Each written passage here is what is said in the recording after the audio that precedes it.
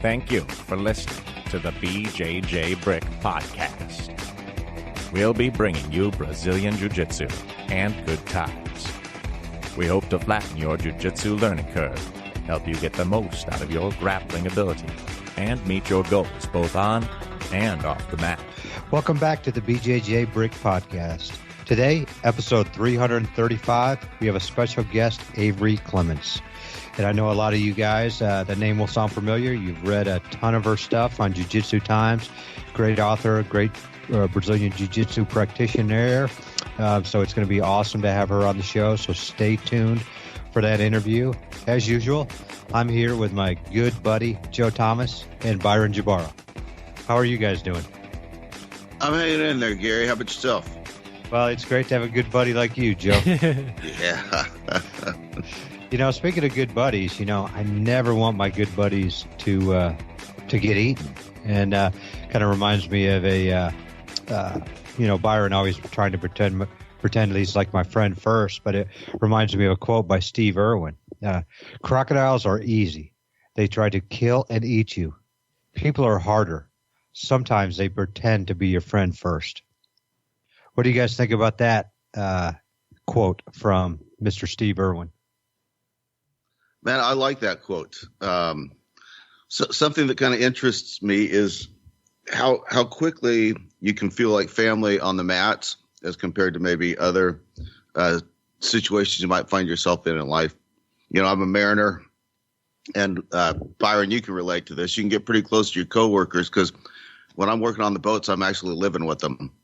12-hour watches, 12 hours off with the same guys for anywhere from 14 days to 90 days.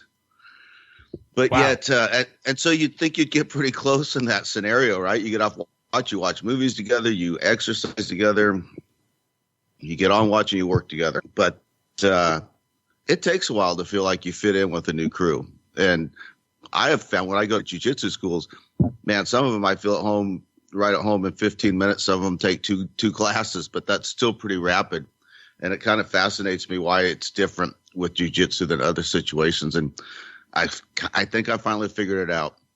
If I'm a new guy on a boat, I kind of only tell sea stories that paint me in a good light, and I only divulge information that make me look good. I mean, I want to make a good impression on the guys. I want them to be confident in my abilities. And things can go well on the boat for months and months and months, and you're never tested. So anything I say, they just kind of have to believe. But when you go to a new jiu-jitsu gym, you can spend the first 15 minutes talking about your tournament wins and all your time on the mat and, your fancy technique. But eventually, within minutes, you got to roll with these guys and the truth is told. And I think that needing to be completely honest is one of the things that makes us close. I also think that more about a person's character when you're trying to choke them and how they react. And, if a guy can talk about how he's a great sport, but if he's always storming off the mats after a lower belt taps him or something, the truth about his character is revealed. And I think that's why we form pretty fast and pretty strong friendships on the mats. I like that, Joe. I never thought about the character reveal part. Your character is revealed very quick, so you can learn a lot about people. Like you said, you're tested right away.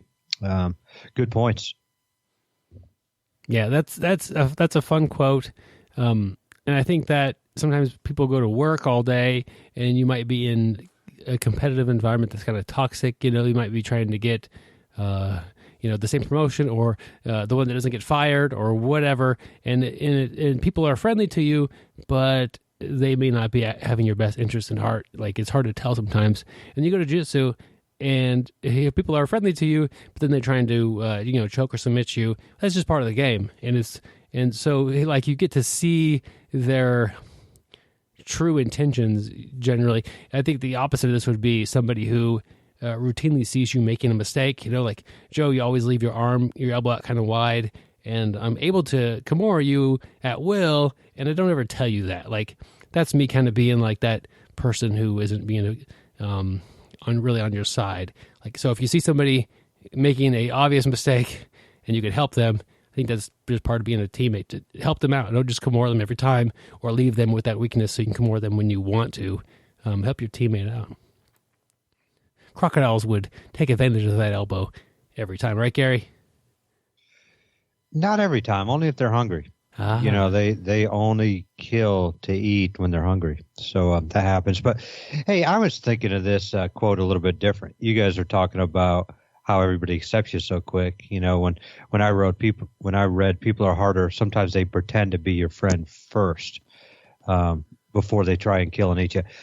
I was just thinking it was all kind of like what you were talking about there, Byron, backstabbing. People pretend they're your friend. They're really not. Maybe they're trying to get something from you, which I don't know what they'd be trying to get from you in jiu-jitsu. But but then I go back to kind of like what Joe says is I see so many of those so-called toxic people in life, but I don't see it very often on the mat, which – Joe made some, points of why you don't see it, like you're tested right off the bat. One of my things I've always thought about why we don't see so many in jiu-jitsu is I just think it's such a hard struggle to do jiu-jitsu. Jiu-jitsu is very tough when you first start out. It's still tough to this day. You're on the mat, you're getting smashed, you're getting tapped by everybody. It could be a higher belt, lower belt. You're going to get tapped. You're going to get injured. You're going to have very many bad days on the mat. And I think we know everybody's been through that struggle and they know how hard that struggle is. And I think we just give so much respect to anybody who shows up and tries it. When I see somebody walk through the mat, I don't care if they're, the worst jiu-jitsu person I've ever seen. I just give them, I just think I give them instant respect because this is such a hard sport. And anybody who, has the guts to step on that mat. I've told my story about how, the first day I was scared to do it and I drove past the place. And I didn't come back. It's a very, the toughest part, I think, is stepping through that door the first time. And once you step through the door, I think you'll find a lot of people that actually have your back and you won't find as many toxic people who pretend to be your friend and really are talking behind your back or, speaking of talking behind your back, I hear that all the time in the workplace. I hear that, all the time, just in daily life. But man, rarely do I hear that on the jiu-jitsu mat. I know Byron's probably saying, Gary's flat out garbage, both in jiu-jitsu and in podcasting. But I never thought about that. But that is one place where I don't really hear a lot of people talk bad unless your character is bad. Yeah, I would agree with that. And I think it goes back to what you're saying, how we respect each other. So good call, Gary. Thank you, Joe. Interesting quote that we've never had before. Hey, Byron. Yes. Can you plug your ears for a second? Okay. Tell me when they're plugged. Yes, I'm still recording. Okay. Hey, Joe, don't you think Byron's a piece of junk? He's mean. He's horrible. I was thinking the same thing. We need to figure out a way to get rid of him, man. Yep. Hey, Byron, you can unplug your ears. Byron? Oh, it worked. He's gone. Cool. You want to just take off the show without him, I think. I don't know. Remember that? Are you guys there? Oh, is that Byron? Hey, Byron. Hey. Good buddy. What's going on? Hey, you're awesome, Byron. Oh, man. Man, I was just telling Joe, I wish I had a hairline like yours. No, you don't. All right. I was telling him that. Yeah. Yep, you're a great guy, Byron. Oh, thank you kindly. It really means a lot coming from a guy like you. Wait, coming from a guy like me? Yeah, somebody who I respect so much. And awesome. Yeah. Guys, this week I have the off the mat lesson, and I'm going to take you back a little while in my culinary adventures. How about that? Grilled cheese? Oh, Gary, you won't ever forget that one. No, my wife and I decided a while back to try to eat healthier. What a novel idea. And you eating more nuts for breakfast? Yeah, you know all about my diet. So to kind of get this thing started and to not just like eat a healthier meal, but to also learn how to cook healthier and maybe add a few recipes to our skill set in our cookbooks or whatever. We decided that every month we would pick a different healthy food. Like 1 month we did sweet potatoes. So almost every dinner that we made, we tried to incorporate some kind of a sweet potato. 1 month we did a thing, broccolini. It's kind of like broccoli, but it's healthier. Like different things. We did a fish month. We did just different things that we don't eat a lot of, but we know that they're healthy. And so we kind of, within the course of that month, learn about the food, have some disasters. We made some stuff that wasn't that good, but we did find a few gems typically within that month and figure out the best way that we like to cook this food. Because you can't just do it in one recipe. You might get lucky, but guys like us don't get lucky that often. And so over the course of the month, we really learned, hey, I like to cook a sweet potato, in the oven, slice it thin and put some olive oil on it or something like that, or whatever. So it just was a neat idea to gain not just some healthy meals, but some new ways to cook foods that we hadn't even explored that much of. Like broccolini is just one that rings a bell because I didn't even know what that was. Me neither. So I guess it's a superfood that it's kind of hard to find at the store. Anyway, so with a name like broccolini, you'd have to be a superfood. sort of like a boy named Sue. You got to be tough. Anyway, so we every month pick a new superfood and really learn that one in particular, and bring this back on the mats. It reminds me of the new program we have going is BJJ by the month. Is every month we're going to pick a new category of jiu-jitsu. In January we're doing guard submissions, and we're going to, as a group, and hopefully you guys are there with us, is we're going to really focus on, we're going to pull guard, we're going to start attacking those submissions. Not so much sweeps, but get your arm bars, triangles, kimuras, whatever that you're going to work on, and really get that dynamic guard that's a submission guard the whole month. And that's the time that I feel like offers some really great growth. It takes more than a day or two to make a change in your game. And if you're at a school where they have a focus that lasts longer than a couple days, great. But if your school just teaches kind of random stuff every class, this might be a program that really benefits you over the course of the year. So check that out. BJJ by the month. It's a Facebook group. I think you have to ask to join or whatever, but anybody who asks, we'll happily have you on there. And we're sharing content and finding good stuff out online and sharing that to help you guys grow. It's been good so far, and let's get better at jiu-jitsu together. Let's get our focus geared in for like a month, and if it's not let's just say that guard attacks isn't really your thing, still pick something for the month, work on that, and next month, don't worry, it's going to change. Byron, have you been doing the broccolini guard? No. Sounds like a good guard. It sounds like an interesting guard. Yeah, it's a super guard. Yeah. Yeah. No, I like how you went from the pick a food for the month to it's a great transition to jiu-jitsu to a move of the month. And like you said, the first month we're working on guard attacks. And I do think that it's a smart idea. It'll help you through the course of the year. You're going to work at 12 different things. I love the idea. And then, like you said, hey, find the group. Ask to join. Like Byron said, we'll let anybody in it. And Byron almost didn't let me in it. He kind of got mad at me because I didn't get mad at you. It was funny, but first submission. And I mean, I've really been working on my double hook guard this month. Yeah. Gary posted. Yeah. So we have it to where if you find a great bit of content, share that, especially if it's themed towards the month, we're looking for that. And Gary posted this 7 guards you must know or whatever. The guy starts off with, it wasn't closed guard. It was like complete guard, full guard. I'm like, okay, that's a little bit weird to call it full guard, whatever. And then he did, was it butterfly guard? And he just which was not butterfly. And then his spider guard was kind of a daily Hiva guard. His rubber guard was backwards. And I'm like, What is like? I love that. I love the half guard.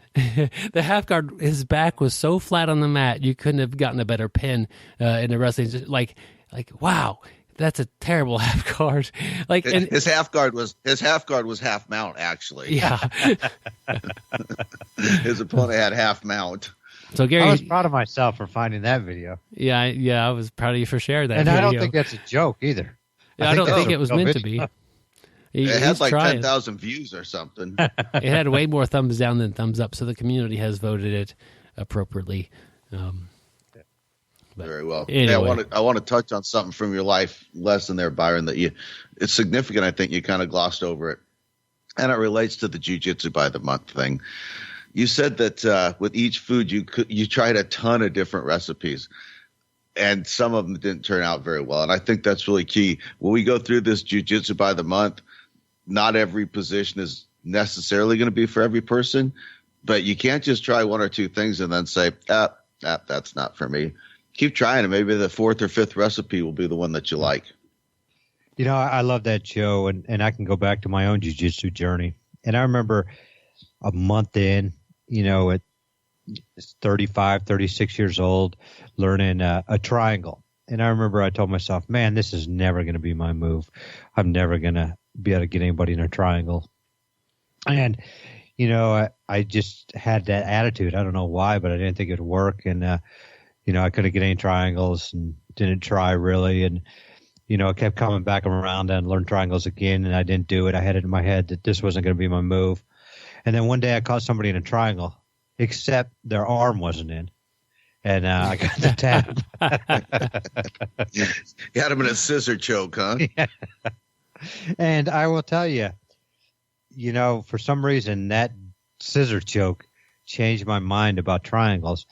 And at one point, I became like a triangle guy. I was hitting triangles left and right. And,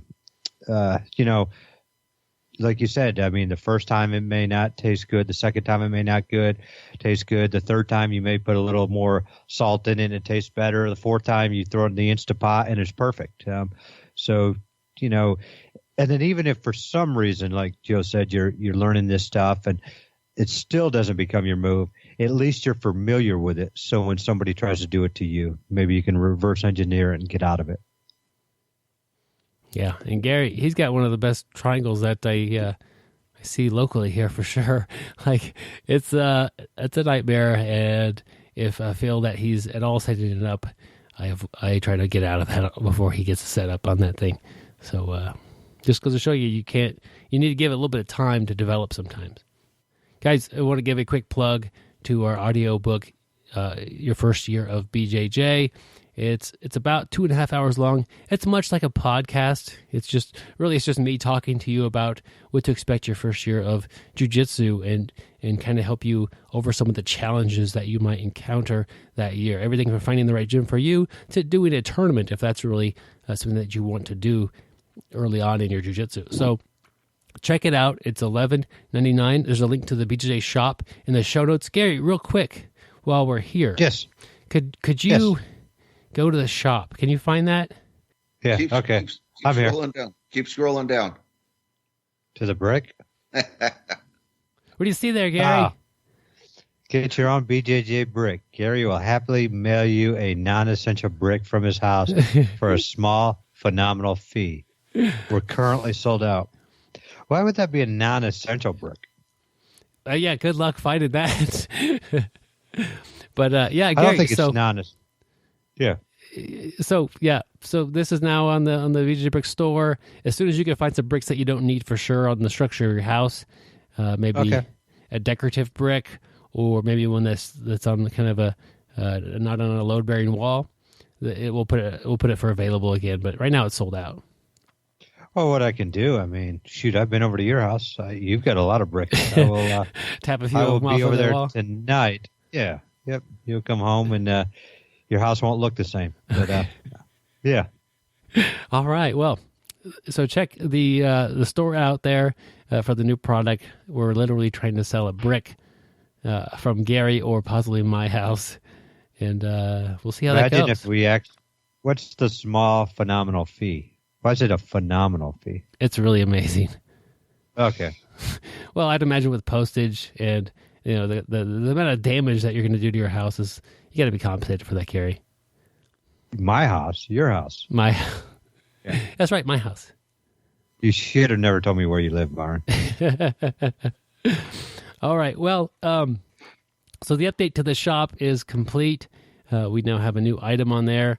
So check that out, and we'll see if that goes back on the market soon.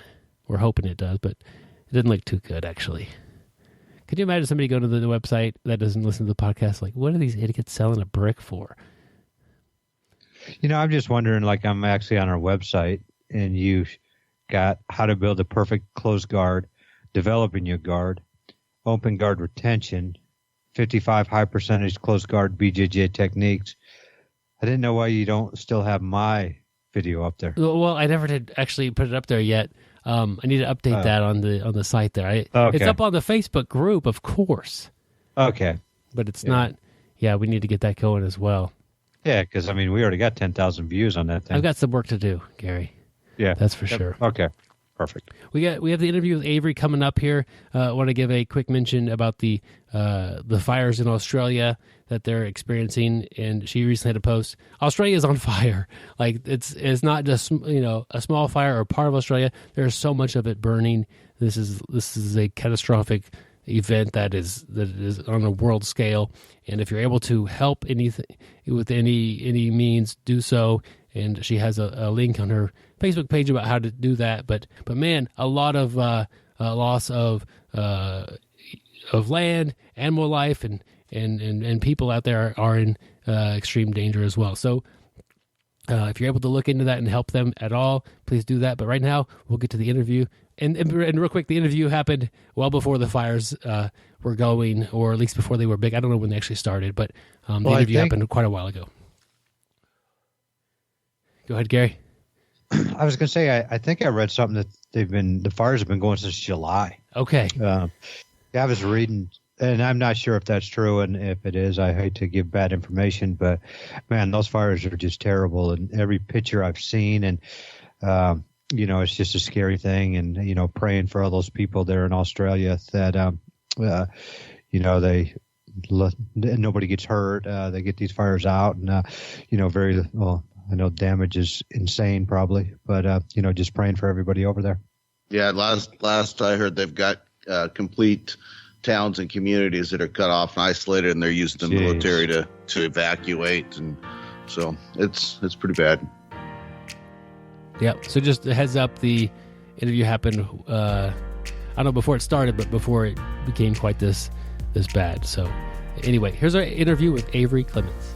All right, my friends, I'm happy to bring Averi Clements to the BjjBrick Podcast. And undoubtedly, you guys know some of Averi's work from Jiu-Jitsu Times. She's the managing editor there. Averi, welcome to the show.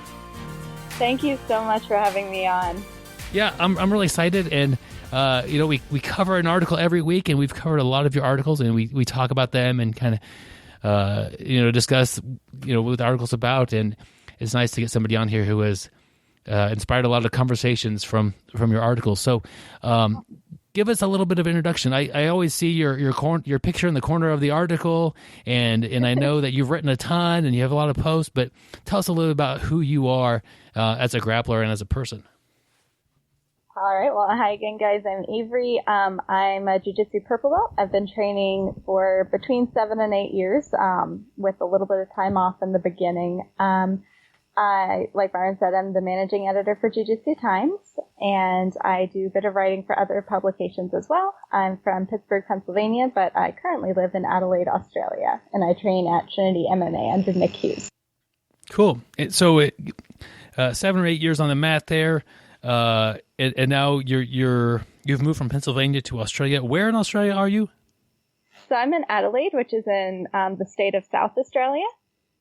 What brought you to that location? So, it was actually my partner, who is a brown belt in Jiu-Jitsu.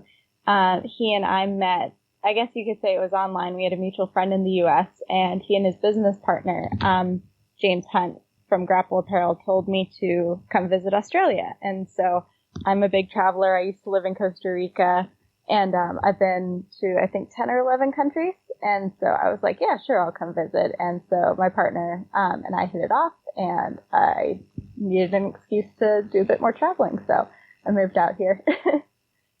So you've moved out there. So what has that been like? What are you doing day to day? It's pretty much, I tell everyone it's like the same as my life was in the U.S., just somewhere else. And so, and obviously right now it's pretty hot. It's, I want to say it's around 100 degrees at 10 in the morning. And so, yeah, it's basically just day-to-day stuff. I work, I usually work at night, so I could be up to date with everything going on in the U.S. And then, yeah, during the day I train and just run errands. I'm a pretty boring person. Any idea how many articles or publications you've made? For the Jiu-Jitsu Times alone, it's well over 1,000.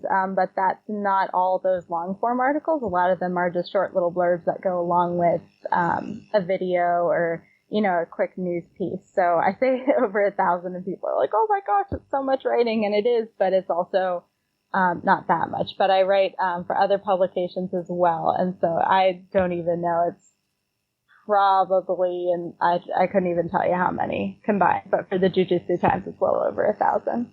How often do you get to train? I try to train between 4 and 6 times a week, and occasionally I'll go twice in one day. We are lucky to have a number of jiu-jitsu classes at the gym, but I try to do 4 to 6 times a week. That's cool. Yeah, the gym I train at has multiple classes per day, and I think I've gone twice one day in the past like 3 months. Yeah.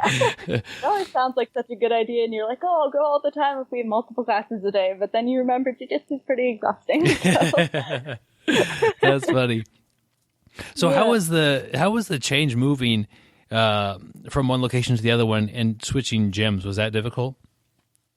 It was difficult emotionally, but I've done when I moved to Costa Rica, that was a very big change, and they don't speak.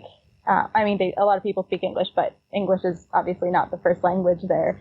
And just moving somewhere where the culture was a lot more like U.S. culture, I guess, it was shockingly easy.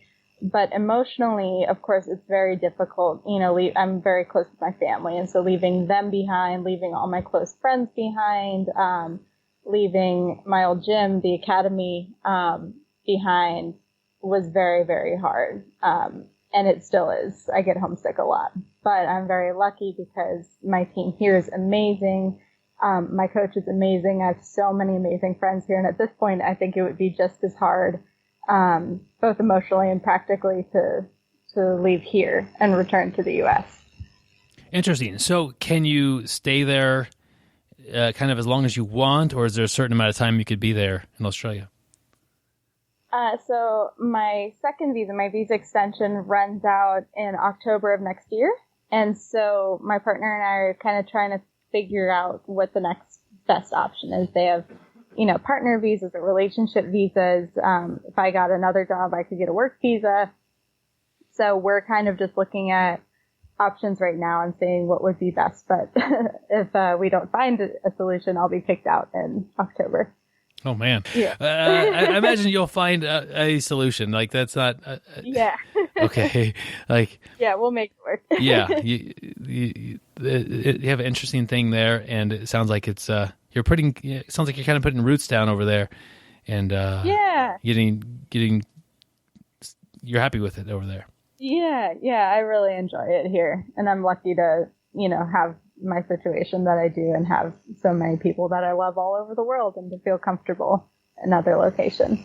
So tell me a little bit about your jiu-jitsu. Are you like do you prefer gi or no gi, or do you have favorite techniques or things that you do on the mat? So I used to be a gi gal, but now most of the training we do here is no gi. And so I've really started to fall in love with that, and the I guess competition-wise, submission only is definitely my favorite. And I think the more I've gotten to know my jiu-jitsu and the more I've gotten to know my style, I think no-gi just suits me a lot more. I'm a big fan of leg locks. I love, because I'm a bit smaller, I love getting underneath people and like doing weird stuff and being like weird and slippery and annoying. And a lot of that I think is harder to do in a gi for my personal style.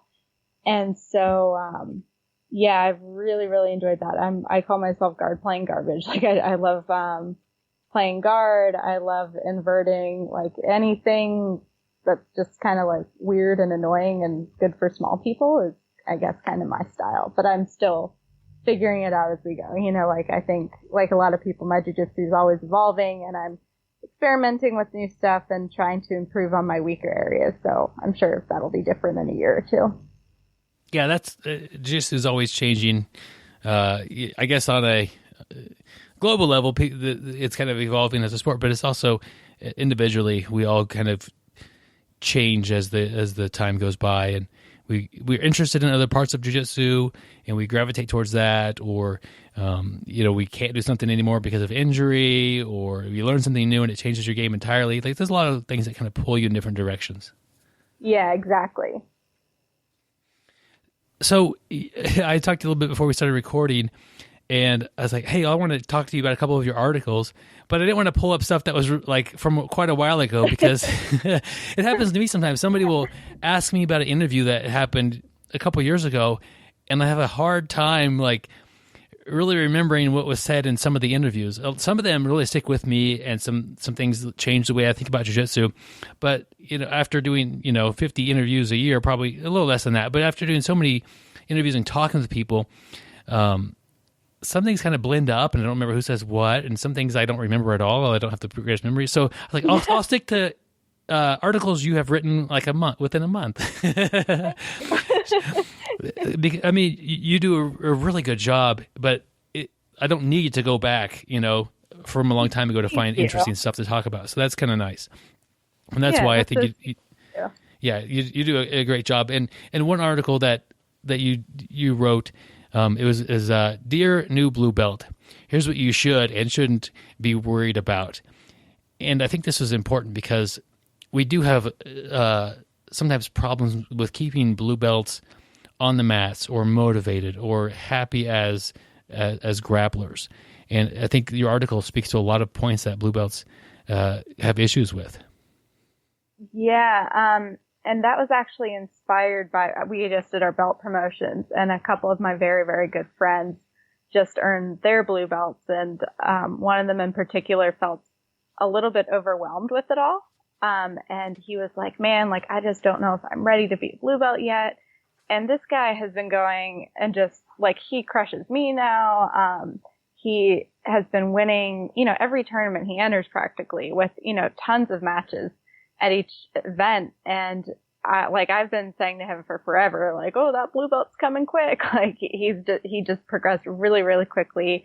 And it was surprising, but not surprising, because I've been there, to me, to hear that he didn't feel ready for his blue belt when everyone around him was like, yeah, obviously this kid's a blue belt at this point. Like, there's no question he's not at the white belt level anymore.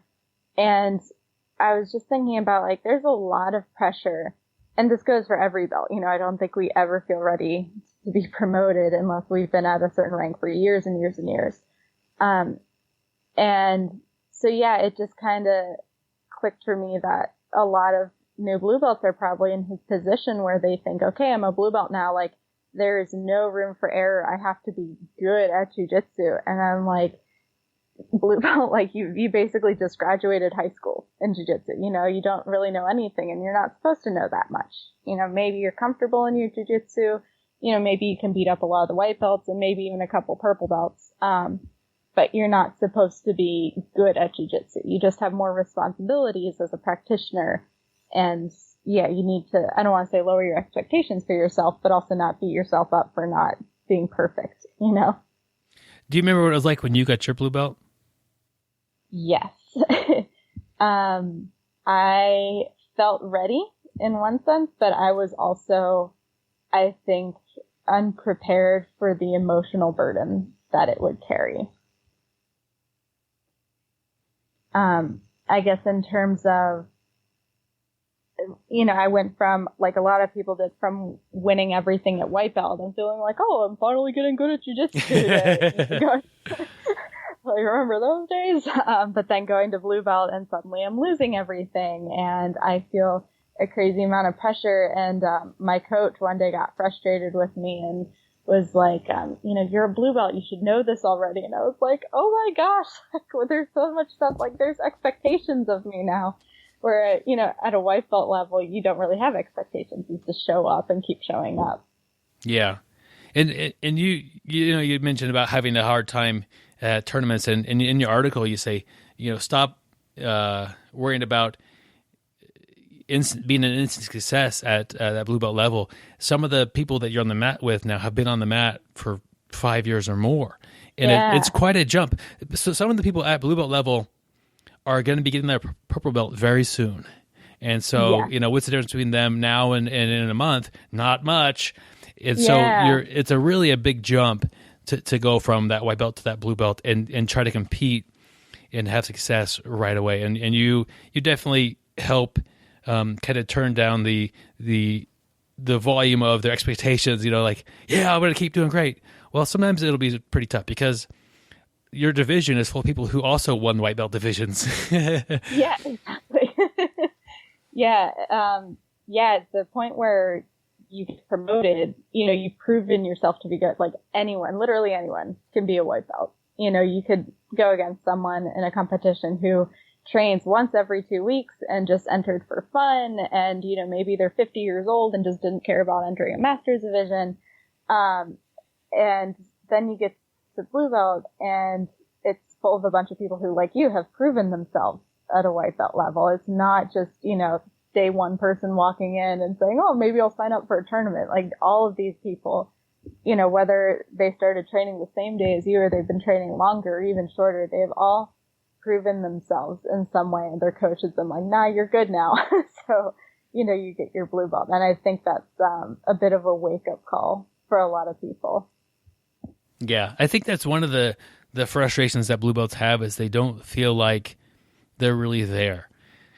Like it's been several years, but I did an interview I did an episode and I interviewed 6 black belts, including like Bernardo Faria, Matt Thornton, and John Will, and several others. And I asked him all these questions about blue belts, and I was like, and one of the questions that I really wanted to ask him is, have you ever regretted giving somebody a blue belt? And out of all 6 of them, nobody had ever regretted giving anybody a blue belt. Like, it's not a thing. Your coach isn't going to be like, well, I shouldn't have gave that person the blue belt. That doesn't happen. So let that stress kind of go away a little bit.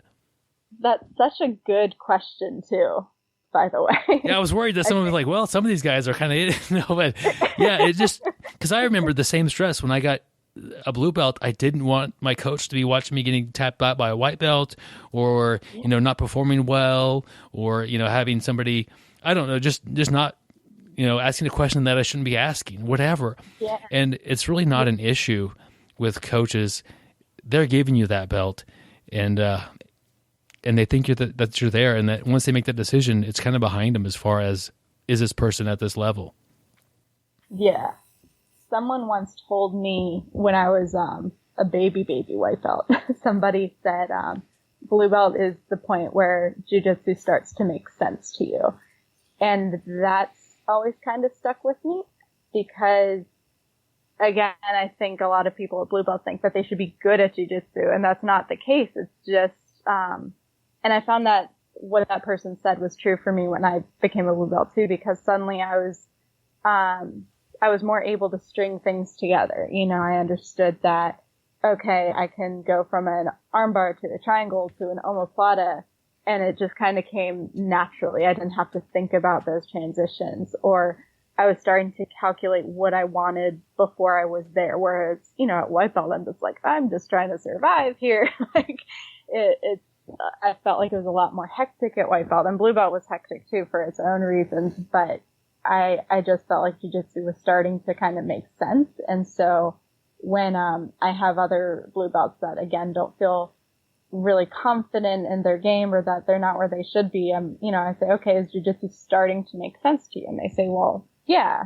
And they're doing good against, people in the gym or in competitions. I'm like, that's where you need to be then. If it's starting to make sense to you, not completely, because I don't think jiu-jitsu will ever completely make sense to most of us. But, if it's starting to make sense and you're starting to have a game plan and you're starting to know, what you're good at and what you're not good at, what needs improvement, then you're where you should be in terms of rank. Yeah. And it's very hard to compare yourself even to other blue belts because it's so personal. Mm-hmm. Like I always tell them that you are the blue belt version of you. And it's hard to judge that against anything else because there's no other you around here to compare, when you started or where you were 6 months ago. Every blue belt is a little different. And some blue belts are going to go out there and win, big tournaments, and some blue belts are going to have a hard time with, a guy who wrestled for a while in high school or whatever. Like it's your version of blue belt. Do you want to train 6 times a week like Averi, or are you going in 2 times a week or less? Like it's kind of what you want to put into it, or what you're able to put into it and what your body's able to do. It's different if you start when you're 16 or when you start when you're 46. Like these things matter. Yeah. And it's just your journey, and it is largely individual. You want to be able to kind of hang with them, but even that's hard to compare. Yeah, exactly. And I've noticed this too with especially you watch people win world championships, and like those purple belts, for example, would kill me. Like I'm nowhere near that level. But then there are some people who are at that level at, a given rank. Or there's some people that, I'm sure there's plenty of blue belts that would still whoop my ass. You know what I mean? And I think it's important to just remember, everyone has different standards for grading. Some people, my first coach took forever to promote people. And some people are a lot more liberal with those promotions. And, even you go to different areas of the world, and the level of jiu-jitsu is going to be very, very different. And so I think it's important to kind of hold yourself to your own standard and even your coach's standard, just so you have some outside perspective. Yeah. But to use other people's skill level at your rank as, I guess, a mirror for yourself. And so if you compete against someone and you get crushed, you kind of know where you are, or you have a better understanding of where you are. And so I think that's important too.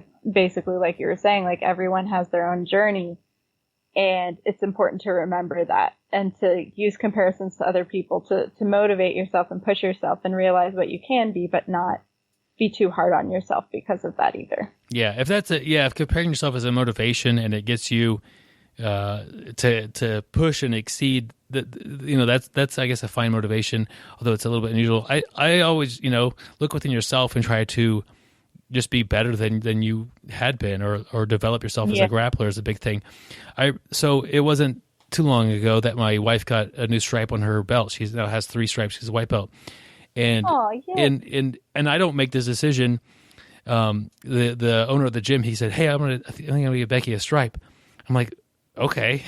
Like, because what do you think? I go, I'm not making that decision, but if you think she's ready for that 3rd stripe, that's cool. And so he did. He gave her a 3rd stripe. And when we got in the car, she's like, "There's no way I should have another stripe. What doesn't even make sense to me." And it's kind of been nice because I've had this conversation before her, so I was kind of ready for it. But the question I asked, well, do you think you know more about when somebody deserves a stripe than Jake does? And the answer is no. Like, so you have to trust his judgment. You have to trust your coach when they hand you that blue belt or whatever, the stripe on your whatever belt that it is you're taking. Like, you have to trust their judgment, and they're seeing something in you that needs to be marked with some progress. So, that's. I mean, I think we do a good job of trusting our coaches. Except for when we get a belt sometimes tied around our waist, it's like, I don't think this is right. Yeah, that's such a good point. Yeah, like who are you to say, oh no, I know more about jiu-jitsu than my coach does. Yeah, and that's not what she was trying to say, but it's in fact she was telling herself, like, I don't deserve this. Yeah. So it's kind of funny. And I think it's a common feeling that people get, like they don't feel like they deserve it. Yeah. But another thing you say in that same article is, a lot of blue belts feel like they need to be able to tap every white belt they roll with. Mm-hmm. And it's kind of a weird thing to address as far as like, it's not even a thing you should be trying to do. Like, I tap out more blue belts than I do white belts. I won't even tap a white belt out because I want there to be a good back and forth. I want there to be some good exchanges and some good action. And, you know, if they happen to like totally give me something, I might take that and tell them what they could have done differently. But as a blue belt, you should also be working to create an environment where you're both learning. And it's not always easy because sometimes these white belts will catch you and they will, you know, get your neck or an arm or whatever. But it's more important that you're both getting quality training than somebody's getting tapped or not tapped. That is such a good point. And I completely agree with you. And I think that's another responsibility that blue belts kind of start learning that they need to take on at that rank, is that they're no longer, you know, just trying to keep their head above water. They're a bit of a role model, you know, and those white belts, like, do you remember when you were an early white belt and you're like, oh my gosh, those blue belts know so much. And then you get the blue belt and it's like, oh my God, I don't know anything. And, so I think that's something that, you know, they need to keep in mind, is that their job isn't to try to just survive and smash everyone they can get to. They need to be at the point where they can control their jiu-jitsu and, you know, allow newer white belts to work and to progress and not just lay there and be smashed. It takes a little bit more confidence, I think, to let somebody who has a good chance of tapping you out work something on you a little bit, and then don't complain about it. It's not a big deal. But if you give, as a blue belt, if you give enough white belts mount, some of them will tap you. That's okay. It's gonna happen. If they get your back, it's gonna happen. Yeah. But I think that's healthy too, and I think that's another big step that a lot of people go through at blue belt, is kind of letting go. Not entirely, but partially letting go of that side of their ego that tells them like, oh, you know, you get tapped and you suck. Or, you know, if you make a stupid mistake, then you suck by default. And I think that was hard for me to let go of when I was a blue belt. And now, you know, as a high and mighty purple belt, I think I've made a lot of progress in letting that side of my ego go.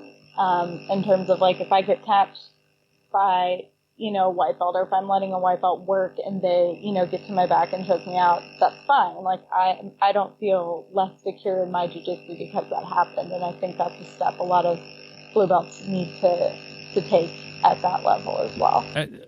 In the article about blue belts, or what to not worry about, is the feeling that you have a target kind of on your back, or you feel like that the people are out after you.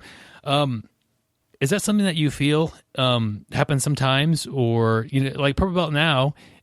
How do you feel about having that belt on your waist and getting somebody who is maybe a lot larger than you really coming after you because you have the belt? Does that happen still? It definitely still happens. I was actually talking with a friend about this yesterday, and she's also a bit smaller, and she feels like there's instances where, especially as a higher belt, and possibly even, you know, because we're women, that some guys, especially, I hate to say it, but especially some white belts, feel the need to prove that, oh, like, they're not going to get beat up by a girl. And thankfully that doesn't happen a whole lot, or even just, you know, they don't want to be beat up by someone smaller than them. They have this preconceived notion in their head that they're bigger, and so they should be able to win. And it definitely still happens now. And we were saying that we've both experienced a few instances where when we had the upper hand, it seemed like the guy wanted to, like, actually hurt us. Like, they stopped resorting to jiu-jitsu and started, you know, driving their fist into the side of your head to, you know, try to pass guard. Like, just weird things like that they wouldn't do with people they didn't feel like they were struggling with. And I guess I got that a bit at blue belt. I don't think I was as aware of it. I think I was just like, oh, these people are just rolling rough with me because that's who they are. But it's something that I've become a bit more aware of now, and it's made me a bit pickier with my roles. Like, if I'm not familiar with somebody who's a lot larger than me, I have to protect myself and I have to be safe. And I've been doing this for, 7 or 8 years, and, things hurt now. And I'm more worried about, ligaments popping and things like that. And so I have to be careful. And so I try, if I see someone who's rolling a bit like an idiot, then I do try to avoid them a little more now, not because I feel like I can't handle them, but because I feel like, I guess I've proven myself I'm comfortable with where my jiu-jitsu is, and that role isn't going to benefit me and it's not going to benefit them. But I think a lot of blue belts will also start to experience that a bit more, with this concept of having a target on their back and people rolling with them a bit harder and maybe even a little stupider, having more ego-driven rolls from their rolling partners who feel the need to prove that they can tap out a blue belt. And it kind of happens to everyone. I don't think it's necessarily a bad thing, but it is, I think, something that you need to be more aware of as you move up the ranks. Yeah. I had the chance to train with Gina Franson, who just recently got a new hip. She's very small, black belt. And when she came to my gym and train with us, she said, I'm not going to roll with anybody who's lower than purple belt. Like, just not going to do that. Cause that's where she's like, no offense, guys. I'm sure a lot of you are great, but that's where I get injured. Yeah. And it was like, that's really smart. And not that all purple belts or brown belts or black belts are going to be super safe or whatever, but it's just cutting out a lot of the chances of somebody just wanting to tap out a black belt and going crazy on somebody who's smaller and she was ready for surgery at the time, ready to get a new hip. Like training, that's part of training smart. Like we talk about a lot on the show, training smart and ways to train and to drill or to positional spar, whatever, to get better, faster. But part of training smart part of training smart is who you're training with and who you're selecting. And I hate to keep bringing up my wife, but she's an example sometimes. Like, she's a little bit shy on the mats as far as grabbing a training partner. So what happens, it's a disaster. What happens, like, she'll stand there and kind of just wait, and the people will partner up. And then who's the last person to get a partner is the same person that nobody wants to roll with. And so she gets that person to train with. And it's like, just go up, be more aggressive. You're not asking anybody to dance here or anything like that. Just go to somebody who you know is a fun roll and ask them to roll. And be able to do that. And she's getting better at that. But if she is kind of shy or doesn't want to do that, she ends up getting partnered with somebody who else couldn't find a partner. And that's either the person who's a little bit rough or the smelly person. Like, that person also has a hard time finding somebody to train with. Yeah. It's just like, take that initiative and control who your training partner is, and it will definitely affect your outcomes on the mat. Yeah, I think that's something a lot of white belts, and again, I hate to say it, but a lot of women struggle with as well. Especially because we're often, like, even as a purple belt, if I don't go out of my way to seek out training partners, not necessarily in my own gym, but if I visit another gym, I'll often be the last person picked. And like, I know it's not because I can't offer anything to anyone, but maybe some guys feel uncomfortable, maybe they're just trying to be polite and not go for, like, oh, I'm going to go beat up the woman in the gym, or worried about, coming off the wrong way. And sometimes it may be because they feel like they can't get a quality roll out of that, with your wife or whoever else. And I think it's important that not only that white belts feel comfortable and start doing what your wife's doing and going out of their way and choosing those roles for themselves, but also that the other people in the gym need to kind of look around and be aware of who's getting picked last and make an effort so that doesn't happen. Because, like, in a lot of gyms, it's a thing where if you're a lower ranked person, it's bad etiquette to seek out higher ranked people for roles. And I think that's a little silly, and we don't do that at my gym. But it is a thing in a lot more traditional gyms, and even in a non-traditional gym, some people feel awkward doing that. And so I think, again, yes, it's important to be that person that's a little more aggressive and saying, hey, come roll with me. but it's also important to be a good teammate and say, hey, this person keeps getting picked last, or they're kind of always awkwardly standing to the side of the mat. I need to be a good teammate too, and make them feel included and make them feel like a valuable rolling partner. Yeah, that's a good point. You mentioned traveling, and sometimes it's kind of awkward trying to find a training partner because nobody. Who do you roll with next?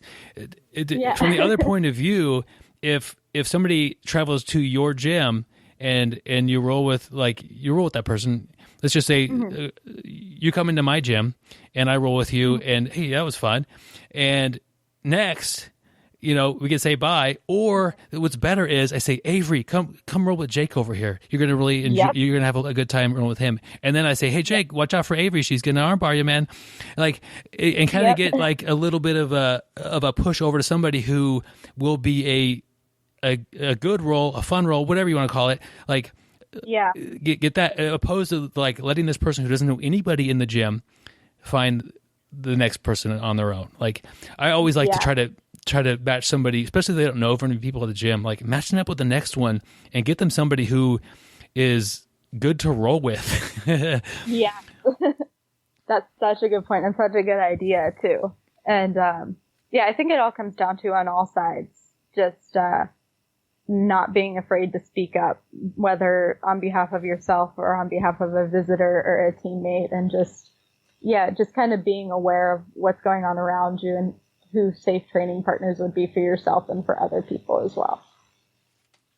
Yeah, it's an important thing. And we all, if you are fortunate enough to be able to travel and you get to go train, usually you can have a lot of fun doing that, and it's a good way to meet people. But it could be a tough experience if you end up with people not wanting to roll with you, or you feel like that's the case, or you're rolling with somebody who doesn't have your interests in mind or who disregarding your safety.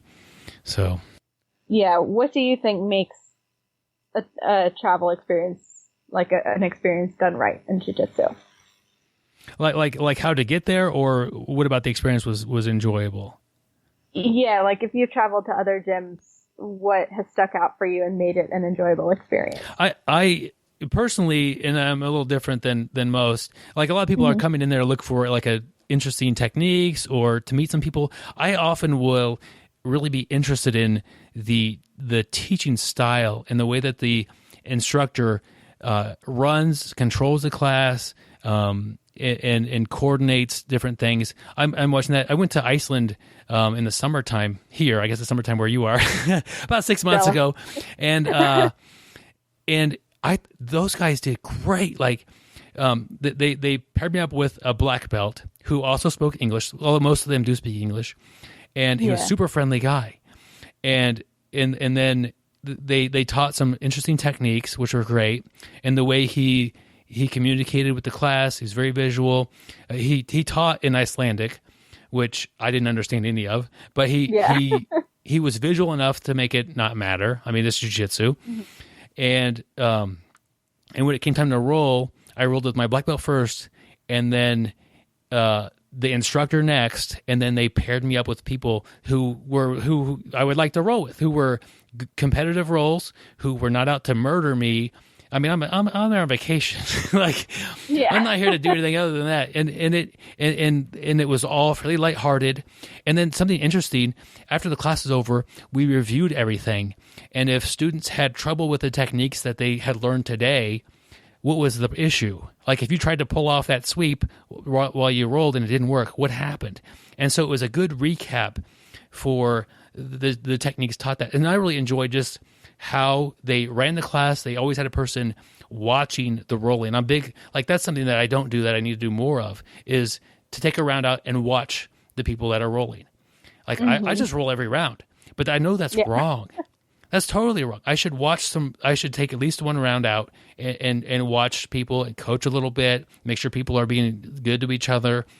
And that's something I need to do more of, but it's just so hard to not roll every round.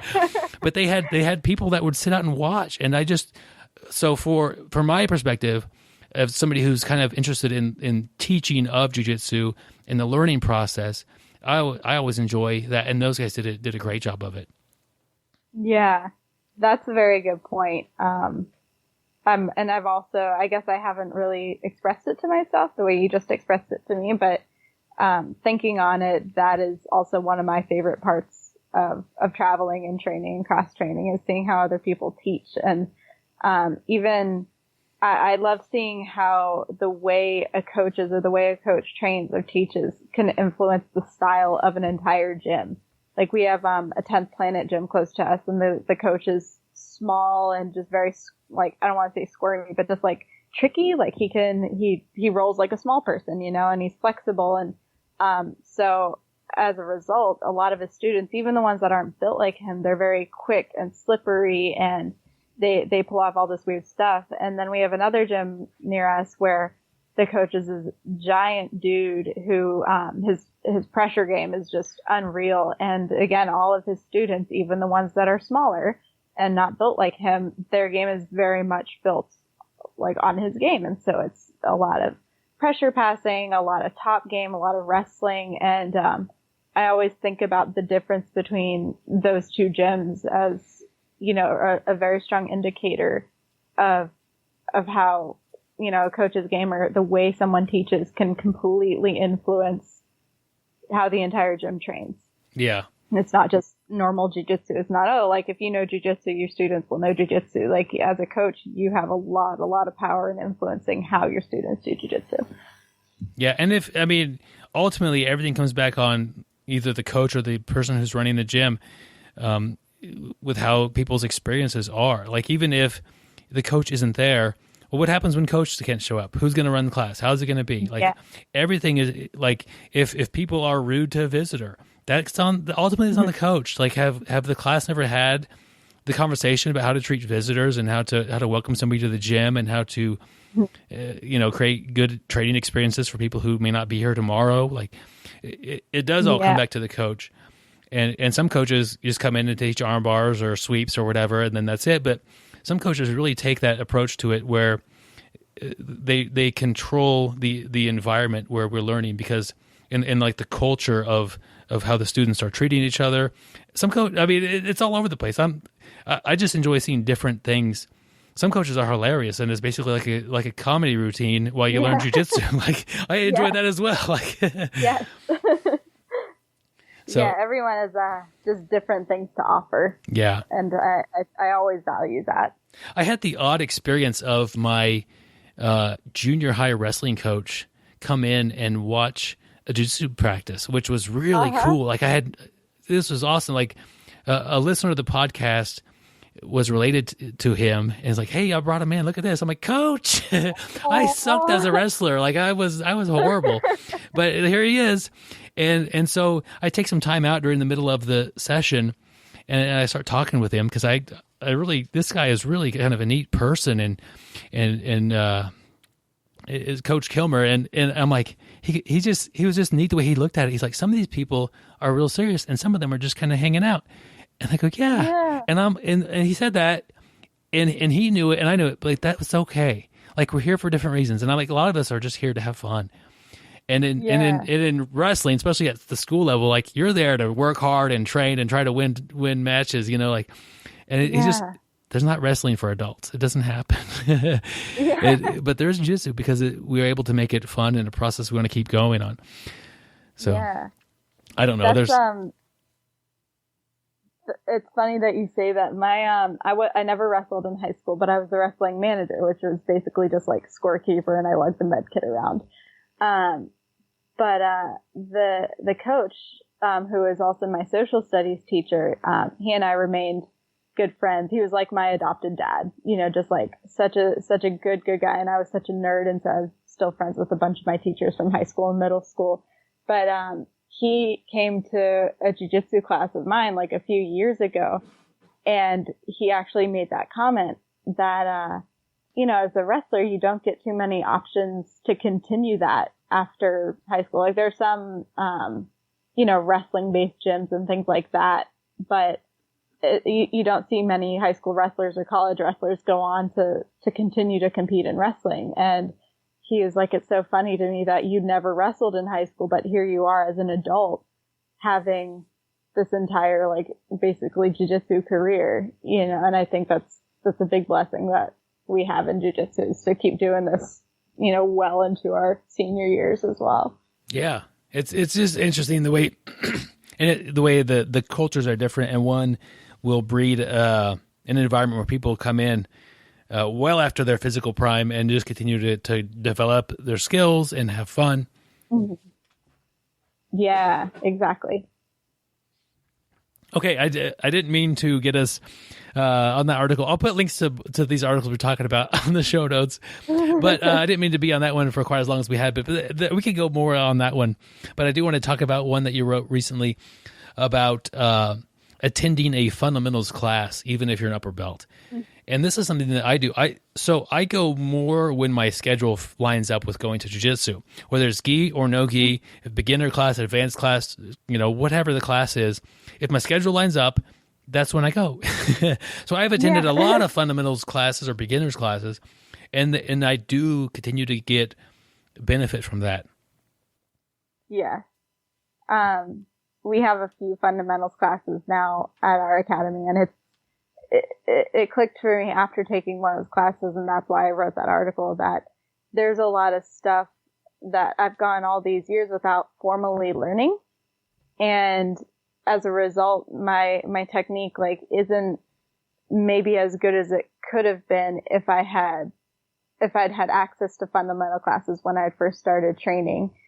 And so, I've been making a bit more of an effort to go to fundamentals classes now, because it's like, even just if I pick up one little detail from it that helps a basic technique get better, I think that just makes it so worth it. Yeah, I think you said a lot there. A lot of times we feel like I know how to, do a basic armbar or a flower sweep or whatever it is. But when you learned that technique, don't forget, you also were pretty bad at jiu-jitsu at the time. Yeah. And so a lot of the stuff you learned about the technique was just too much, even for the basic stuff. And so having a different lens to look at that at it and say, oh, this works this way, and I could do that because, this is also happening. Or now I have the guard that could actually open up and sweep somebody without getting my guard pass right away. And it's way easier to do. And there's a lot of detail that we miss, and a lot of opportunity that is left behind, even with that, the real fundamental, or the fundamentals and basics are a little different, but what's being taught there on those classes, it never hurts to brush up on those things.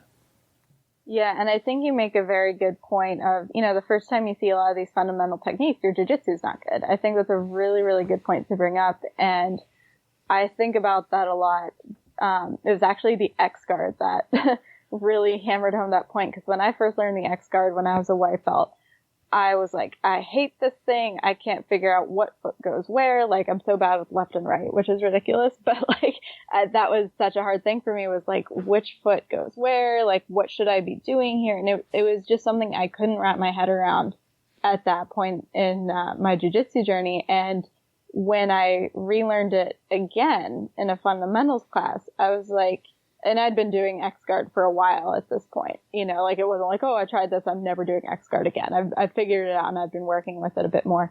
But doing a fundamentals class on it, and remembering how hard that had been when I'd first started, and how easy it was for me now, and how huge it was in my game now, that was really eye-opening for me. And that is also something that hammered home, that everyone should be going to these classes. Because when I learned, I guess you could say, when I relearned the X guard, and when my coach went into some more details about it, and I was able to refine that a bit more, this guard that I use all the time, that was so beneficial. And I would have never gotten that if I had just attended the one fundamental class on it and then never touched on it again and just said, okay, I know what I'm doing. This is part of my game, and that was that. Yeah. Another thing you say in the article is, and we all have frustrations in jiu-jitsu, is if you're feeling frustrated with your jiu-jitsu and you're in the advanced class, it doesn't hurt to go to a fundamentals class and be less frustrated. Like, you'll feel like a genius. It's like, if I can go back and do third grade math, I'd feel smart. Now you put me in a college class, I'm going to feel like an idiot. So why not give that little bit of a boost of, I don't totally suck at this. Yeah. I think it's easy to forget how far we've come in jiu-jitsu, because it's like watching a baby grow. You know, day by day, you don't really see a difference. And then, you know, a year later, you're like, oh, this is a totally new human, basically. And that's kind of like what we experience in jiu-jitsu, where we don't see the progress we make day to day. And there's so many days where I'm like, do I even know jiu-jitsu? Like, do I even know any techniques at all? And then I look back and I have to show somebody a technique. It's like, oh, I actually do know more jiu-jitsu than I think I do, or oh, I am a bit better than I think I am. And I think going to fundamentals class kind of gives you the same wake up call that rolling with a day one white belt gives you, that you know more than you think you do. And, you know, even though people might say, oh, well, that's just, you know, you're inside your own head and that's not actually a benefit of going. But I think that's important to remember and important to remind yourself of, because that's, you know, a big reason why people burn out and stop going or stop going as often. You know, they think they're not progressing, or they think the sport isn't for them. But I think, you know, if you do need that refresher, then it's good to take it, you know, go back and say, okay, this isn't completely overwhelming to me. Deep breath. I got this, you know, collect yourself. And then you can go back into the more advanced classes feeling a bit better about what you know. Yeah. It and I know all about the frustrations of jiu-jitsu. Like, somebody passes my guard in 20 seconds. Like, I've been training jiu-jitsu for like 17 years and you passed what I've built in 20 seconds. Like, that's frustrating to think about that. But you know a lot there, and it's just, you know, deal with that part of the game, and maybe they found an issue with your jiu-jitsu. But the fundamentals class, I think there's so much value in just showing up occasionally to this fundamentals class, and some of that value is meeting the new people and getting some bonds early on with them. Like, you'll never forget your first jiu-jitsu coach. You'll never forget the person who taught you how to do an arm bar. Like, these things are really important, and when, especially like you talked about in the last article, like, you're kind of a role model at times. And I would say if you're the only female in the classroom, you're always a role model to the next girl that walks in the door. Like, it doesn't matter what kind of belt you have on. Like, you are the authority figure. Like, they're looking at you like, okay, is she doing this? Can I do this? Like, this, do I match up? And I always, like, I'm so fortunate to train with a lot of good women that when a new girl comes into the gym, they're real supportive. They take that kind of a leadership role and welcome her in and try to get her like the best experience that they possibly can, versus you know, roll hard with that person or make sure that they see what good jiu-jitsu is. I don't know what the options are, but like, you know, most people, you know, your white belt, whatever, but if you are kind of in a unique situation, you could find yourself in that role where people do look up to you pretty early on in jiu-jitsu. And in your article, you talk about being able to help out other students and be helpful to them. Another thing that I think about going to the fundamentals class is you're actually supporting the class itself in its justification for existence, because a lot of coaches are like are on the fence about having that class. Yeah. And the better coaches, that like the coaches of the big teams, are dead set on having fundamentals classes, because they're super important to have these classes where people come in and learn the basic stuff. But smaller gyms, like, well, we're only going to train 4 nights a week or 3 nights a week. I don't know if I want to waste one of those on a fundamental class. But if everybody shows up for it and trains fundamentals, it's easy to justify. Yeah, and I think that goes for, you know, any of the classes that you want, like that you want in the gym or that you want the gym to be able to promote. Like, we have a 6 a.m. class at our academy, and sometimes I make it, sometimes I don't, because I work really late. But you know, obviously that's a class it's pretty hard to get attendance for. You know, everyone says, oh, I want an early morning class so I can train before work. But when it comes down to it, you know, getting up an hour earlier is a challenge. And so we kind of had that talk with the other students in the gym, like, hey, you guys asked for this, you know, if you want to support it, you know, whether or not it's something you actively want to go to, if you want this to be something that the gym offers, you need to show up and you need to prove that this is something that you want in the gym. And I think the same goes for, you know, any class that you have. If you have a drilling specific class, if you have a fundamentals class, if you even if you don't feel like you personally will get a lot of it, you know, if you're a brown belt and you don't think going to fundamentals class will, you know, greatly help your jiu-jitsu, but you think it's a good class to have in the gym, like you need to be showing up and proving that. And hopefully that'll get other people to come as well. Yeah. And you can say the same thing if you, hey, coach, it'd be nice to have a kickboxing class.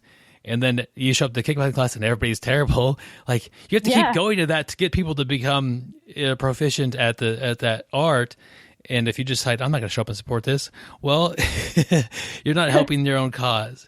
So, yeah, exactly. If you want an early morning class, get there as much as you can in early morning and help show that has value to the team. Exactly. Yeah, and again, same for fundamentals. You know, even if you don't think you're getting a whole lot out of it, still show up. And, you know, if you're asking for a class and, you know, you get that class, you better be showing up. Yeah. So it doesn't look good. And even if you aren't getting, it's just so I get stuff out of the fundamentals classes because the people that teach them are typically different instructors than the main instructor that I learn under. And I like I said before, I enjoy other teaching styles, and there's usually a few things I could pick up that I didn't realize was happening, or, you know, even if it's just meeting some new people, it's always nice. But the team is benefiting from that, and that they're developing you better training partners at a quicker rate. So support that. Exactly. That's such a good point too. But yeah, more classes mean more learning, which means better rolling partners for you. Yeah. So I want to cover one more article. It's a very short article. And it's like the ultimate answer to the age-old question, how should I roll with women in BJJ? And this was kind of funny. I clicked on it, you know, like oh, yeah, what's going to say? Some advice about this. The same way you should roll with men of the same size. Yeah. And you read half the article right there, and the other half of the article says, that's it. That's the article. It's not complicated. Yep. So yeah, that was something that I've been getting frustrated with for quite a while. And it's not that I don't think men have any perspective to add on this. I just feel like they offer a bit too much perspective sometimes, and women have done this as well even. But I just see a lot of, videos, these 15-minute long YouTube videos, or these, you know, really lengthy articles explaining in detail how you should roll with a woman. And I just think it's a bit unnecessary. And I think it kind of creates this divide between male and female teammates on the mats, or, you know, it can depict women as like, you know, these fragile little babies that need to be protected at all costs on the mats. And that's just not true. Yeah, and so it's I guess there's not a whole lot to expand on. It's just the same. If you had a 115-pound guy here, how would you roll with that guy? And I guess I would question your motives in general if you're 190 pounds and the way you roll with a 115-pound person is to smash them. Yeah, that's not productive for anybody. And it's probably doing negative for both of you. Exactly. And I whenever people try to bring up this counter argument of, you know, oh, but, you know, women have often special needs or different reasons for coming into jiu-jitsu. Like, you know, there's a lot of victims of trauma or survivors of trauma that come into jiu-jitsu, and a lot of them are women. You know, oh my gosh, I got into jiu-jitsu because I was almost raped in a taxi in Costa Rica. And so, you know, I'm one of them, you know, like I'm someone who came in wanting to learn how to defend myself. And I've met plenty of women since then who were like, oh, I was, you know, sexually, or, you know, I was assaulted by my husband, or, you know, a boyfriend, or by a Tinder date or whatever. And I never want that to happen again. And, you know, I think a lot of people assume that a lot of people assume that women in jiu-jitsu are only there for those reasons. And they say, okay, well, that's why we should roll differently with women, because a lot of them have this trauma attached to them, and we have to be sensitive to that. And I'm like, well, wouldn't you treat a male training partner the same? If one of your male training partners had experienced some kind of abuse or trauma, and it was, you know, triggering or traumatic for them to have that close physical contact or be in a combat sport that they're trying to overcome, and they express this to you, I would hope that you would roll with them with the same sensitivity as you would if a woman came in and she said that, she'd experienced trauma and that jiu-jitsu was also kind of a traumatic thing to overcome for her. You know what I mean? So I don't think that's a gendered concept, but people like to make it one, when in reality, the idea is just be considerate of your training partners, no matter what's going on in their pants. You know what I mean? Yeah. You're altering the way you train with each person you train with. And it takes a little bit of skill and flexibility to do that, but not a ton. Like, it really helps a lot to know somebody's goals. Why are you on the mat today? Are you here to exercise? Are you here to work on your X guard? Are you here to have fun? Are you here to get, off the, a new idea for an article, or, get away from the house for a little bit? What are your goals? Why are you here today? And then let that be the base of how the role goes. If you're here because you're worried about a tournament where it's absolute division and they're going to be smashing through your guard, that's going to be a different role than if you're here because you've had a hard day and you're stressed about an illness in the family. Those are two totally different roles that you're going to get from a good teammate. It's important to adapt the way you're rolling, and that's one thing that we can do in jiu-jitsu that a lot of us don't think about. But if you just ask somebody, hey, what's going on today, or anything you want to work on today, a lot of them will tell you what they want to work on. Yeah, and that's something that I think is important to bring up too. And I was actually speaking with a friend about this yesterday, but just being considerate of, I guess I should say, don't assume your training partner's goals. So maybe you have, this is something that's assumed about female jiu-jitsu practitioners a lot, is that we're all in it for self-defense. And a lot of us are, but there's plenty of people who aren't. And there's more and more women that are coming into training because they want to be competitive. Just like, the guys come in and they say, oh, I watched UFC and I want to do that without getting punched in the face. And there's a lot of women that experience that too. And yet you see a lot of men. There were a few men on that How to Roll with Women post that were like, oh, I go as hard as I can because if they encounter a rapist on the street, they need to know how to deal with that.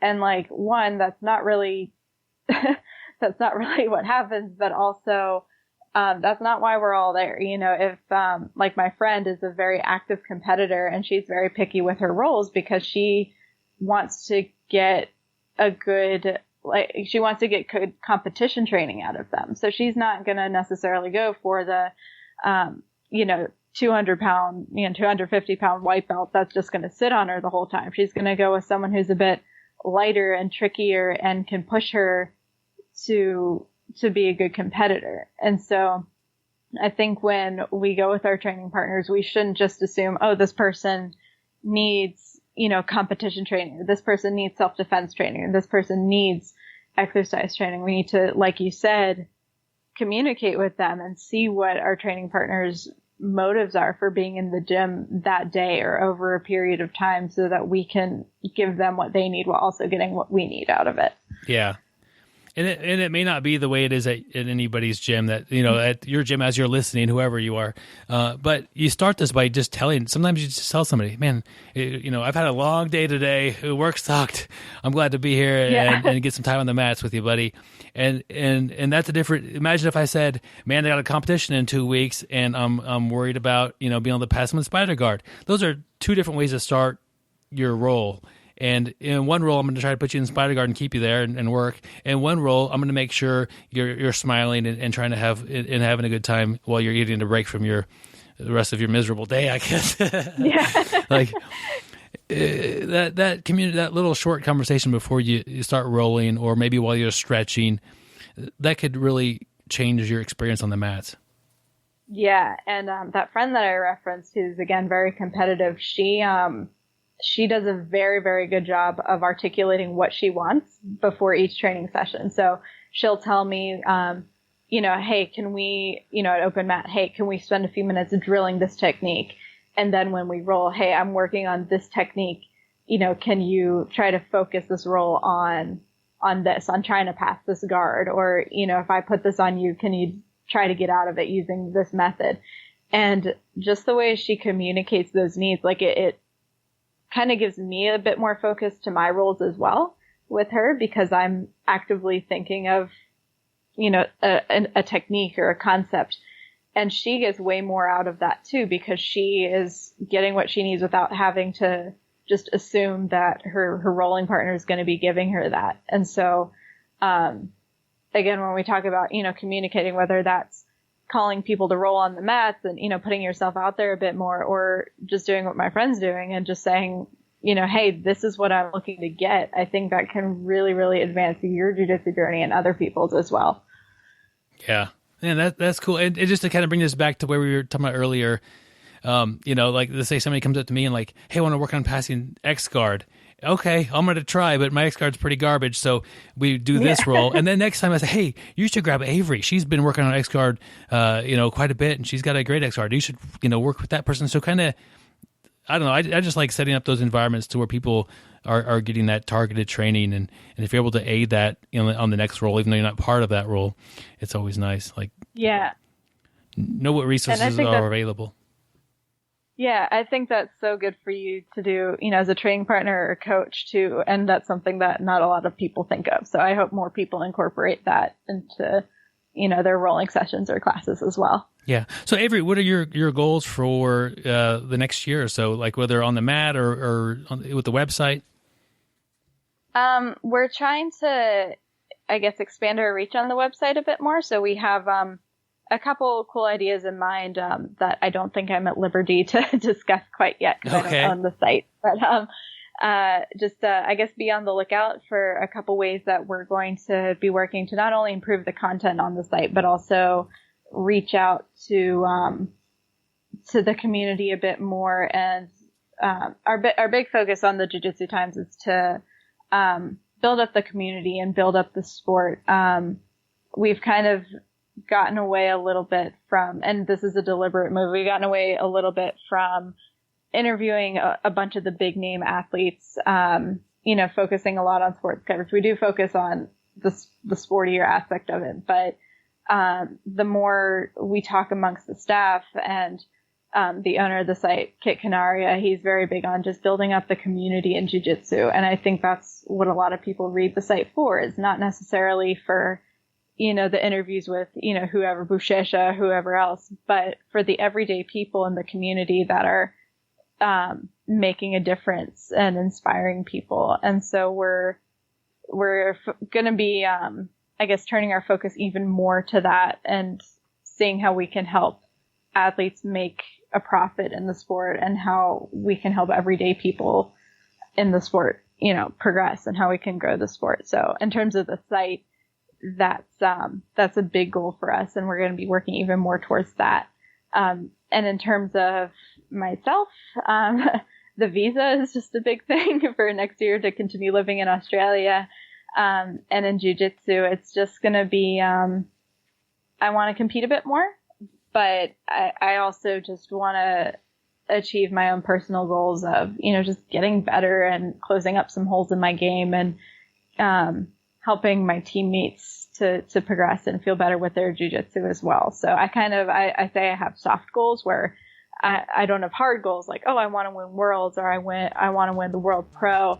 I just have softer goals where I want to be happy in my jiu-jitsu journey. I don't want to feel burnt out. I want to feel like I'm progressing. I want to travel and meet new people through jiu-jitsu and things like that.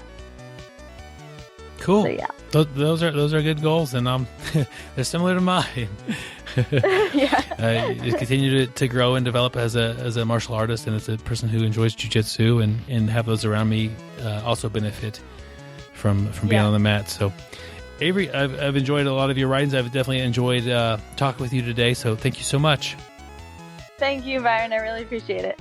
I want to thank Averi for hopping on here and sharing some of her thoughts, and really it's kind of nice to know a little bit about who the person behind so many of these articles at Jiu-Jitsu Times is. You know, kind of get to know her a little bit better, because we sort of see a lot of her articles, and it's definitely, she has influence over the community with the size of megaphone she has that in her reach So it's really cool to connect with her.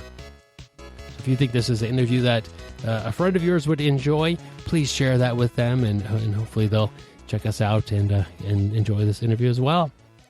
We do an article of the week, and since we covered several of Averi's in the interview, we're going to pull one from somewhere else. We have one from EvolveMMA.com, and it's 7 reasons why everyone should train Brazilian Jiu-Jitsu. And the everyone is probably a little bit off, but it might be right for you, that's for sure, if you don't train. Hey, Byron, sorry for interrupting, but you know what? I was just thinking it was cool. We talk about everyone should train, and, maybe that's not right. But wouldn't that be great if when you're in elementary school, and I just remember back in the day, we'd play football, we'd play kickball, we'd play soccer, we were exposed to every sport. We even did wrestling, I remember. We'd get out little mats and that teach us a little bit of wrestling. I think just to get exposed to different sports. That would be cool if somehow we could get jiu-jitsu into elementary schools. I know from the days Joe and I and probably Byron went to school, it was more playing sports. I think today it's not as much about sports as it is about fitness and, developing, balance and stuff like that. But, I mean, what a better sport for fitness, strength, flexibility, putting yourself in weird positions, balance. Jiu-jitsu gives you all that. I just think it'd be cool if somehow you had a school district that would, give a week, let's just start with a week, give a week to jiu-jitsu and have some of these youngsters train it, get exposed to it, and maybe they would end up going to, Joe's school or your school, Byron, and train some more, expose more people to it, and grow the sport even more. Yeah, good point, Gary. And that kind of is on the first point of things is the number one reason, or it's number one, I don't know if it's their top reason, is that because it helps get you in shape. And we don't need to explain that one a lot. Yeah, it's a good workout. It does. Isn't it funny? Everybody, the first time they've trained jiu-jitsu, and they always remark about how quickly they got tired. And it's a great sport for that. Yeah, I was thinking about this the other day. Maybe the only other sport activity that really, besides other grappling sports, that approximates to what we do on the mats would be like the linemen, running back, linebackers in football. They're smashing, they're pushing, they're shoving, and it's a perfect combination of anaerobic activity. There's a lot of pushing and shoving. They're moving at a high rate of speed, which is similar to what we do on the jiu-jitsu mats. But they do it for a few seconds, then they take a break while they're in the huddle, and then they repeat, and then they go on the sidelines. If they're offensive player, they go on the sidelines during defense. So it's a much different rhythm than what we do. What we do is 5, 12, 15 minutes at a time. And, it's a whole different level of athleticism, I think. I agree, Joe. Like, I have never seen a linebacker right before they're getting ready to tackle somebody pull guard. It is a lot different. You're not watching the lingerie bowl then. Can you give me the time and channel that time? So we have an article here, guys. Another thing that it teaches you, or that they recommend in the article, is that it helps sharpen your ability to defend yourself, which is a basic life skill. It's up there with cooking or swimming, like these things that everybody should learn how to do. It's part of being a person. You need to learn how to defend yourself. You have to get a blue belt, but you have to know a little bit about self-defense in case something happens. You don't just totally get, garried and destroyed out there. So just learning a little basic amount, even like Gary was saying, at a school level.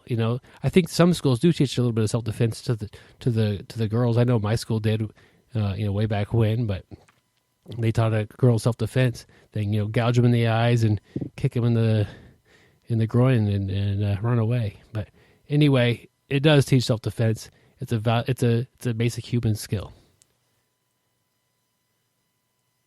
I like number 7 there, Byron, because it brings you an awesome circle of friends. Nice. And Joe, you hit on that a little bit earlier today, but man, you have so many people you'll meet, and people that you probably would not meet in your regular group of friends. I mean, you've got just a huge array of different occupations, different backgrounds, and the one thing I really like about your jiu-jitsu gym is everybody is out there for each other. If somebody's moving, and I know I've told about the time I moved, I had too many people to help. I remember even turning Byron down, saying, "You didn't want me to know where he moved to."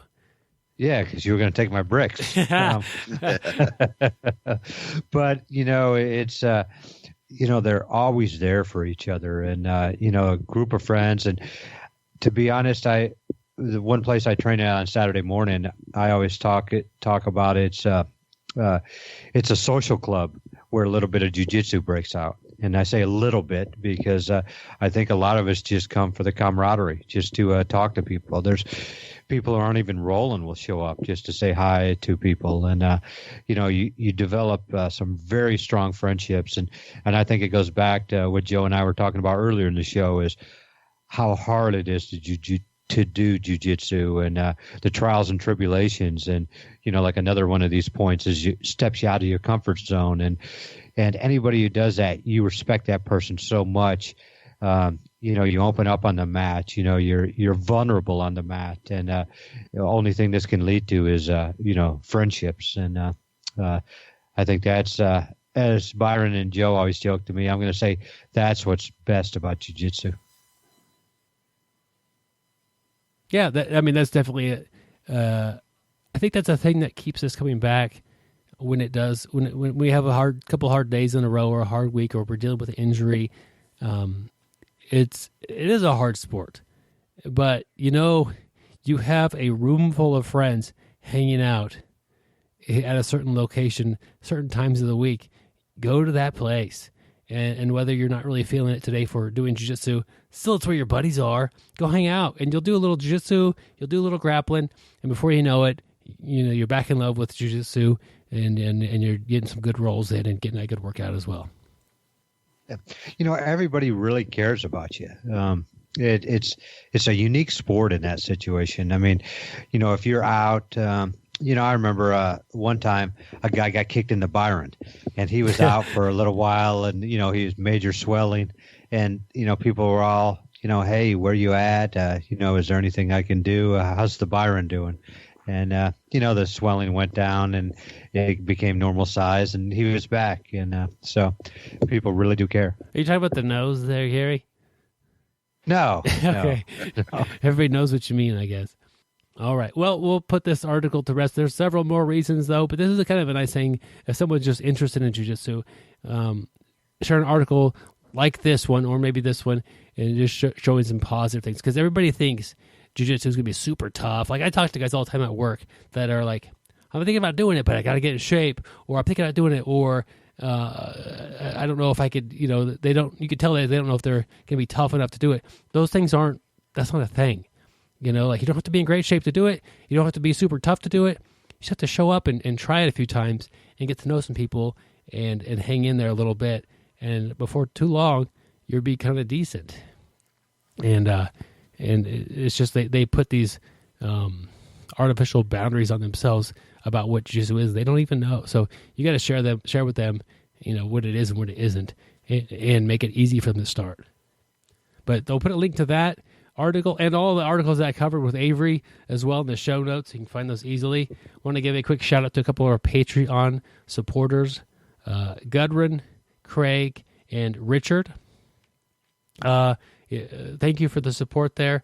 And it really means a lot that you guys are supporting us on Patreon. We do have several supporters in Australia. Australia is a generous place. I think it's probably got more. We probably have more supporters from Australia almost than the U.S. And we have a lot more listeners in the U.S. So the people in Australia are very generous in nature, especially as supporting podcasts and that sort of thing.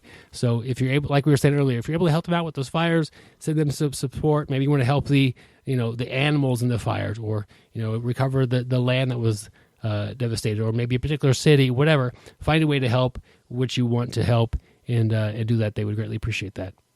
But Joe, tell them a little bit about what Patreon is. Well, it's an organization that helps distribute funds from people who want to support content providers and those that do provide content. It's been extremely helpful to us on a number of occasions. Helps out with the events that we throw every year. It's helped get me up to Wichita, Kansas a couple times to train with Byron and Gary. So, it's great. It's easy. You can do $1 a month or $1 an episode or whatever you want to do. So check it out. And we mail you out a 5-inch BjjBrick gi patch and a sticker as well. We have a private Facebook group for the Patreon supporters. Check that out as well. So we were talking about 2 Facebook groups this week. BJJ by the month. Everybody, please join that. We're gonna work out. We're gonna train together. And then this private group where if you're a Patreon supporter, we want you to ask to join that. We'll get you in there and have some fun behind the scenes. Joe, what can we expect next week? Next week, we have Derek Fury. He's he wrote and directed the movie Lion Killer. It's a movie about it's about people, and it's about people that do jiu-jitsu. So yeah, check it out. All right, yeah, and Joe brought us that interview, so excited I'm excited. I'm always excited for those because I get to listen to and edit an interview I haven't heard already. So that's always it makes the editing process a little more exciting because I don't know what's coming my way. So check that out. Until then, guys, stay sweaty, my friends. And don't forget to listen next week because we have another special guest, Gerald, on the show. Train hard, train smart. Take a shower after you train. You get better at jiu-jitsu, and we'll see you on the mats, guys. And make sure to wear groin protection so you don't get kicked in the Byron. Thank you for listening. I hope you find the time today to roll. After all, the best way to get better at Brazilian Jiu-Jitsu is to do Brazilian Jiu-Jitsu.